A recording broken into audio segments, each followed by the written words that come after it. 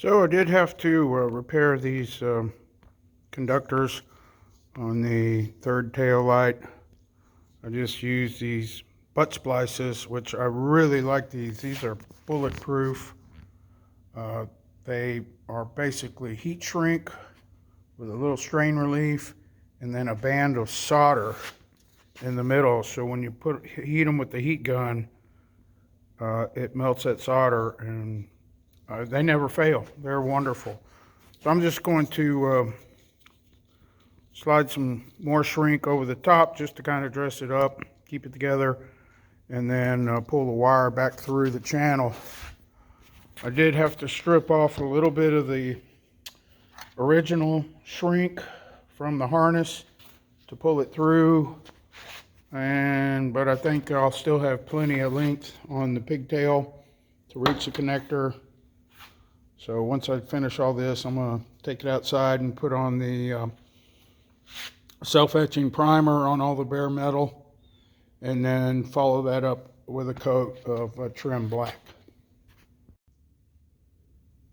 The frame is painted, and I mounted it to the parts car because I think you get a better bond and the frame will conform to the glass better in its natural state, for lack of a better term.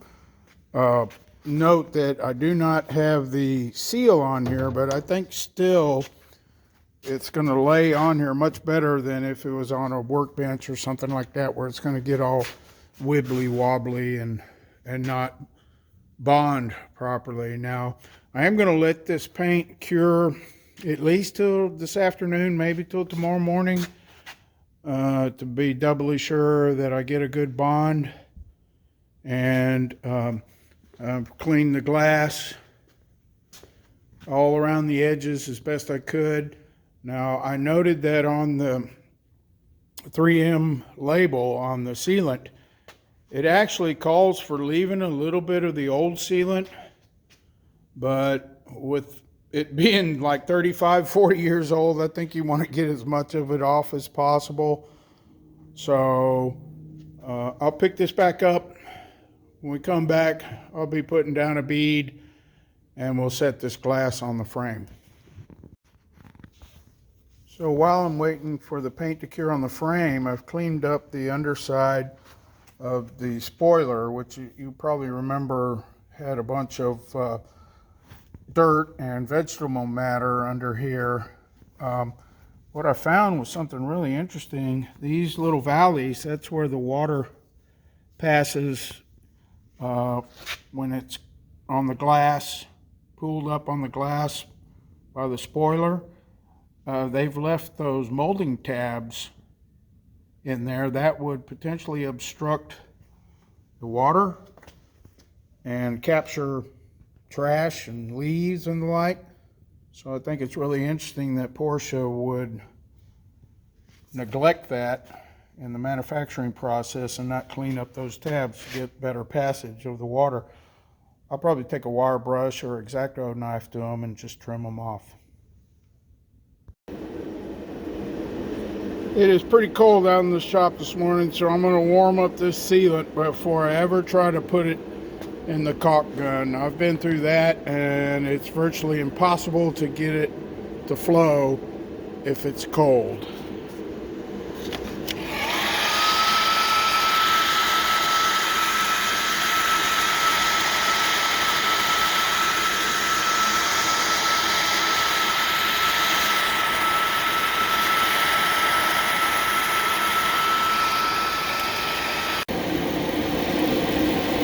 Want a nice thick bead, nice and even all the way around, no gaps. And once you get it down, you can't dilly-dally around. So I'm going to do this quick video, and then I'm going to set the glass. It took probably 2/3 of the tube to do a bead all the way around, and then once I set the glass, I basically ran another bead in the remaining gaps, and then troweled it off with a putty knife. This sealant, you don't have very long to work with it. It'll start to set really fast, and as you're working your putty knife, you'll find it just starts to congeal, and you just got to basically move on. Now note that the vast majority of all this, I think there's only one little gap on the corner here that is exposed. The rest of it is covered with trim or the spoiler. Now I paid special attention to the top edge because that is definitely exposed. It looks a little messy now. I can clean it up with an X-Acto knife, scraper, but I'd rather get plenty of sealant in there and have it look a little messy than have gaps, and because that's the problem areas. The top and the corners is where these hatches leak the most. I noted that from the factory, you'll have a pretty good gap, about a 1/2 inch along this lower edge. That was all filled from the factory seal.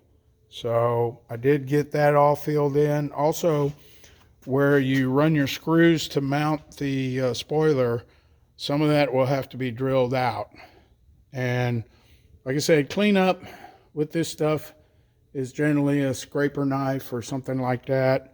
If you get any on your clothes, you might as well forget it because it's not coming out. And if you get it all over your hands, it's going to take days for it to wear off. So gloves are mandatory, and it's just really messy, sticky stuff. I'm going to let this set at least 24 hours before I start trying to put trim back on. But this was a big part of the deal here, is getting that glass set and the sealant on.